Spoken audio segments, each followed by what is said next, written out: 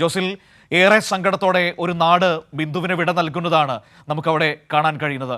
നൊമ്പരത്തോടെ അല്ലാതെ, വേദനയോടെ അല്ലാതെ ആ വാർത്തയെക്കുറിച്ച് സംസാരിക്കാൻ നമുക്ക് കഴിയുകയുമില്ല. എപ്പോഴാണ് സംസ്കാര ചടങ്ങുകൾ?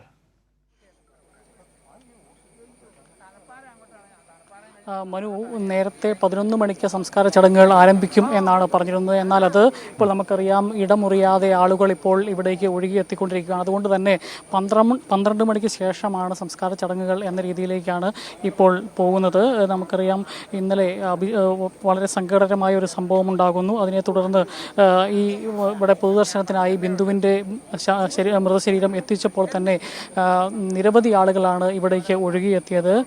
ഉമാംകുന്ന് മേൽപോത്തുകുന്നേൽ വിശ്രുതൻ്റെ ഭാര്യയായ ഈ ബിന്ദു, നമുക്കറിയാം, 2 കുട്ടികൾ, 2 മക്കൾക്ക് വേണ്ടി വിശ്രമരഹിതമായി ജോലി ചെയ്തിരുന്ന ഒരു പിതാവും അതുപോലെ തന്നെ മാതാവും.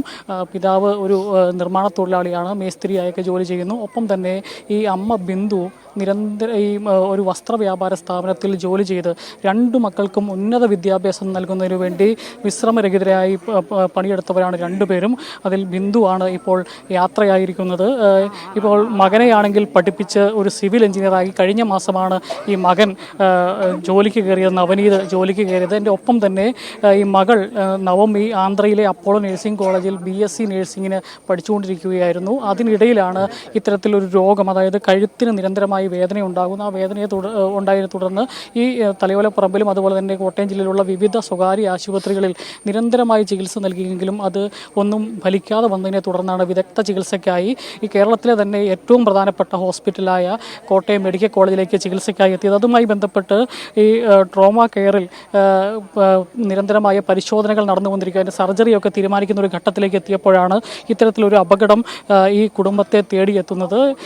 അത്തരത്തിൽ ഈ ട്രോമ കെയർ വാർഡിൽ ചികിത്സയിലായിരുന്ന മകൾക്കൊപ്പം ഉണ്ടായിരുന്ന അമ്മ ഈ നേരത്തെ ഇല്ലാതിരുന്ന ഈ കെട്ടിടത്തിലേക്ക് ചെല്ലുകയും ഇങ്ങനെ ഒരു അപകടം ഉണ്ടാവുകയാണ് ചെയ്തത്.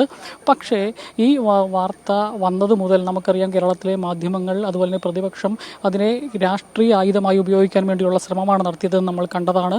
പ്രത്യേകിച്ച് മുൻ മാധ്യമപ്രവർത്തക കൂടിയായിട്ടുള്ള ആരോഗ്യവകുപ്പ് മന്ത്രി വീണ ജോർജിനെതിരെയും വീണ ജോർജ് കൈകാര്യം ചെയ്യുന്ന ആരോഗ്യവകുപ്പിനെതിരെയും കുറേ നാളുകളായി തുടരുന്ന ഈ അധിക്ഷേപങ്ങൾക്ക്, അതിൻ്റെ തുടർച്ചയ്ക്ക് ഒരു ആയുധം കിട്ടിയ രീതിയിലാണ് ചില മാധ്യമങ്ങൾ ഇതിനെ കൊണ്ടാടിക്കൊണ്ടിരിക്കുന്നത്. ഇന്ന് രാവിലെയാണെങ്കിൽ, ഇന്നലെ ഈ മരിച്ച ബിന്ദുവിൻ്റെ ഭർത്താവ് വിശ്രുതനാണെങ്കിലും പറഞ്ഞത് അവിടെ ഒരു അനാസ്ഥയും ഉണ്ടായിട്ടില്ല. പെട്ടെന്ന് തന്നെ അവിടെ JCB അടക്കമുള്ള കാര്യങ്ങൾ അവിടെ എത്തിക്കുന്നതിന് വേണ്ടിയുള്ള നടപടികൾ സ്വീകരിച്ചിരുന്നു.